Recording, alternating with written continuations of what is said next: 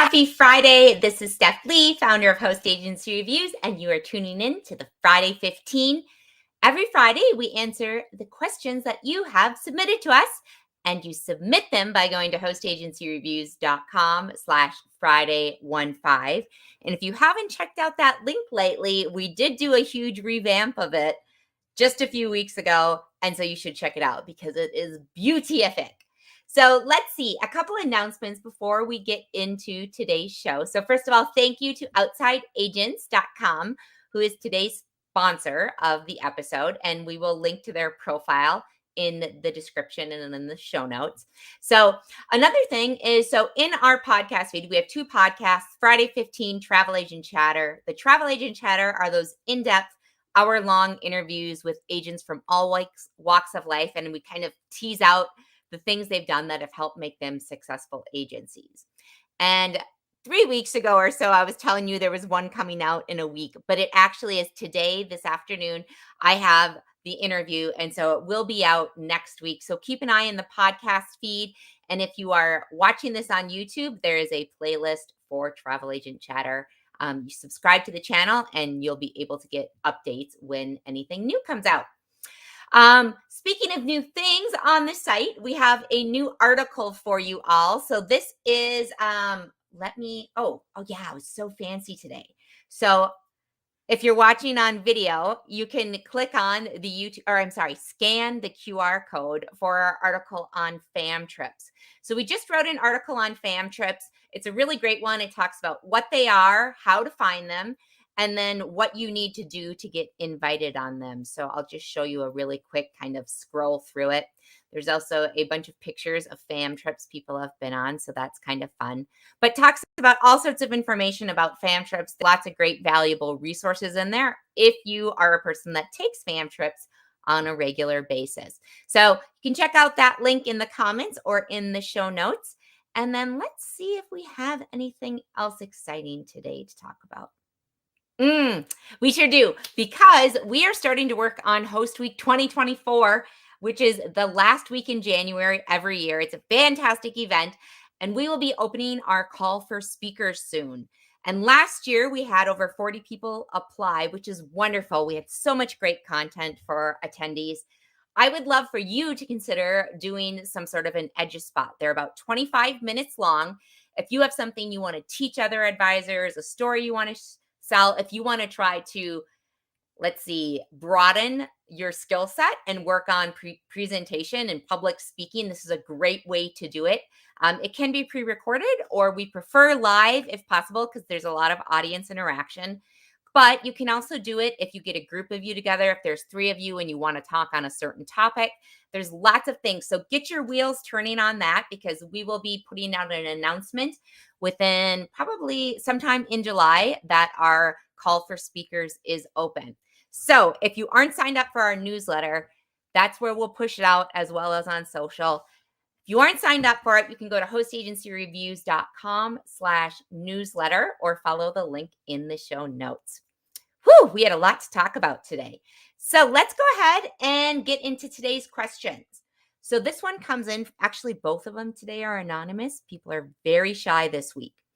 So this one comes in from anonymous. They say, I'm an office manager in NYC and have been asked to look into getting a travel agent license so I can help my coworkers book hotels in the US when they travel here from our other base in Asia.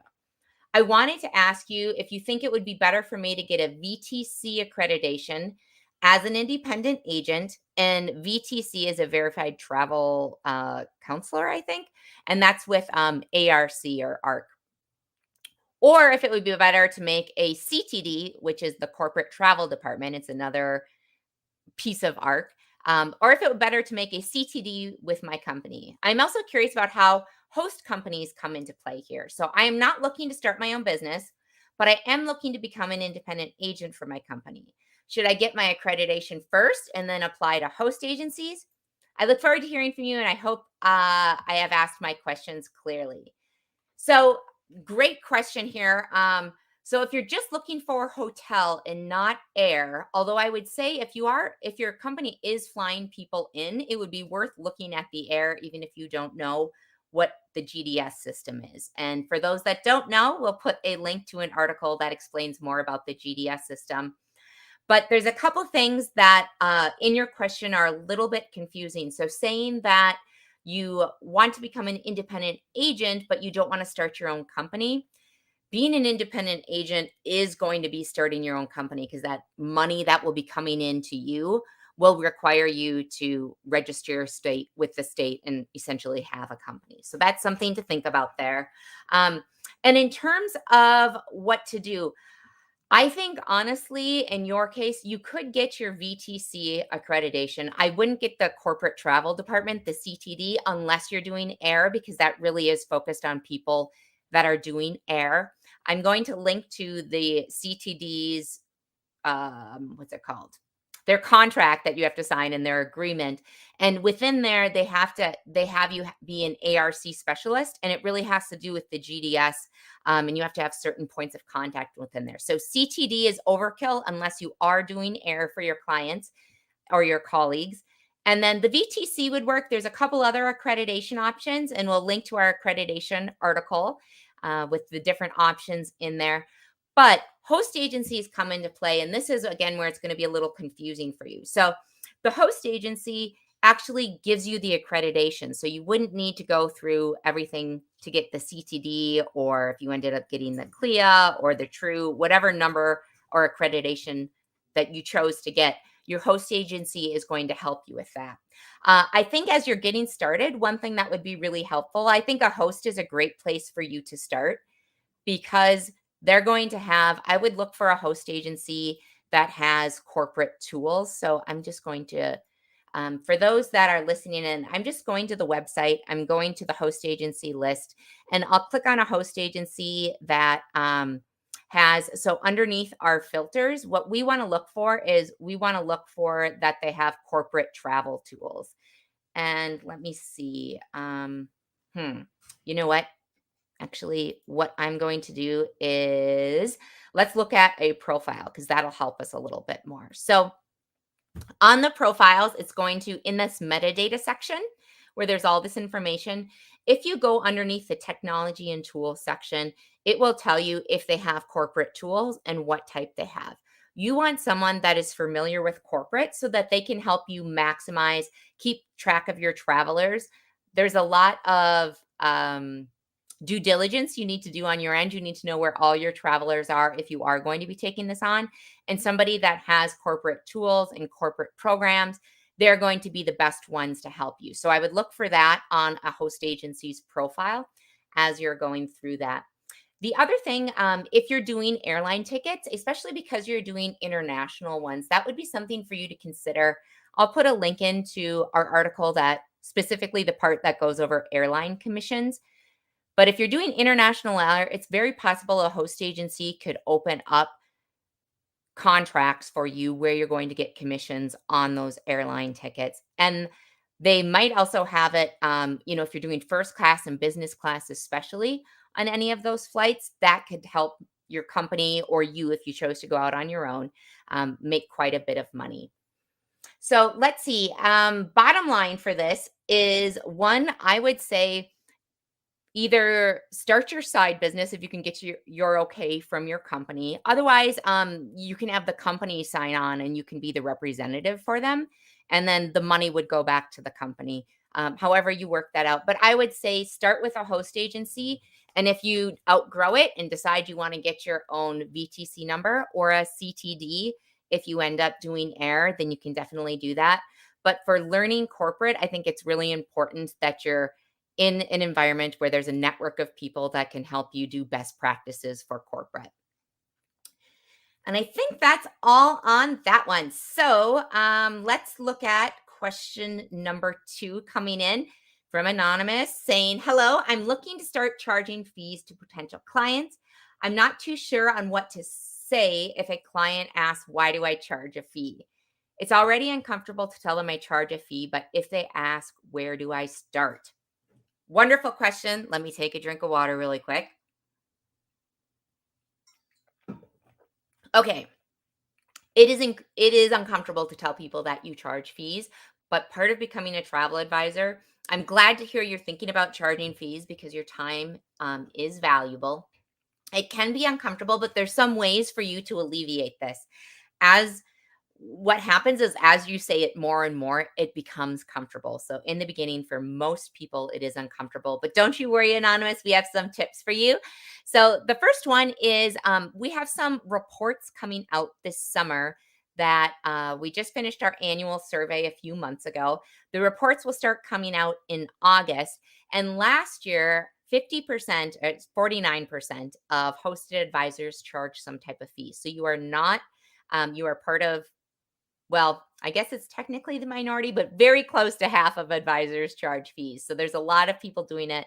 And if you're an independently accredited advisor, that's very different. 68% of those charge fees. So you are in the majority in that case.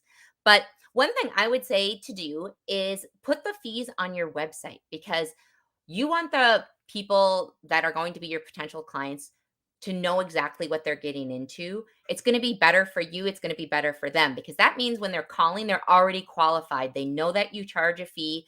You don't have to feel like you have to say it and figure out the best place to bring it up in a conversation. If it's on your website, that's perfect. And then what you can do, what a lot of advisors do, is they lay out kind of the process of working with them. So they'll say, there'll be a part in there that'll talk about their fees and why they charge them. And then they'll talk and they'll say, listen, when you come on, we'll do a free 30-minute discovery call to make sure that we're a good fit for each other. And after that, we'll engage in our contract and we'll charge the fees. And then we'll start working on your actual itinerary and going through that. We'll book through you, and then you follow up with them. So that gives everybody a good picture on what's going on. But the other thing, that we have an article on the site that's really great for people that are nervous about charging fees. And it is, I'm just going to share my screen really quick. So on the site, this will be in the show links, but if you type in charging fees on the top search bar, it'll pull up the Travel Agent's Guide to Charging Fees article that Mary wrote. And this is going to be really fantastic, because when you scroll down, there is a table within here that has over 50 advisors verbiage that they use when they're charging fees. And that can give you a lot to work with. It also gives you advice for those that are hesitant to charge fees, kind of, I don't want to say bolstering up your self-esteem, but making you feel more confident in that this is an actual value providing. It's not as if you're trying to just make money to make money. You work really, really hard. Commissions aren't always guaranteed. If they cancel, if a pandemic comes up. So travel advisors, it's really important to their well-being and their livelihood to charge fees in a lot of cases. So I'll put a link to this. This is a great way to boost your self-esteem. The other place you can find information, I talked about those, the percentages of advisors that charge fees. So if you go to our blog and in the drop down do travel agent surveys, that'll pull up the information, and you'll be able to download the reports where you can see the percentage of people that charge fees, how much they're charging, and what they're charging for. Because that's the other thing that makes people feel uncomfortable, is how much should I charge? So that gives you great information there. And then the last thing I want to mention, that when you start charging fees, if you live or have clients, if you have one client, I don't think I would worry about it. If you have most of your clients in Florida, Washington, California, or Hawaii, they do have seller of travel rules, which means that the way you take in money from fees may be different and may require some disclosures for you. So I don't want to get into it during this podcast because it's very in depth, but what I will do is I will drop a link in the I will drop a link to the article that'll really help you in the description and in the show notes. And that article is going to be on the seller of travel laws and how the service fees are affected by those. So you can take a look at that and see what you need to do if you need to do anything. And then that is about all. I'm happy to hear that you're looking at charging fees and that you're getting your agency started. So that about wraps it up for today. Thank you again to Outside Agents for sponsoring today's show. We really appreciate it. And we will put a link to Outside Agents profile if anyone wants to check out their profile. And Chad will be back co-hosting with us July 4th. Yeah, July 14th. Next week, we are going to have Fora Travel. And then July 21st is going to be Travel Planners International. So if you have questions for Fora Travel, Outside Agents, Travel Planners International, we will have representatives for them on upcoming shows. So please submit them, and you can go to hostagencyreviews.com/Friday15 to submit your questions. And then you can also sign up for email alerts where you can get all of the questions sent to you about an hour beforehand, as well as a link to watch the show. So thank you everyone for joining us. Have a wonderful weekend, and we will see you next week.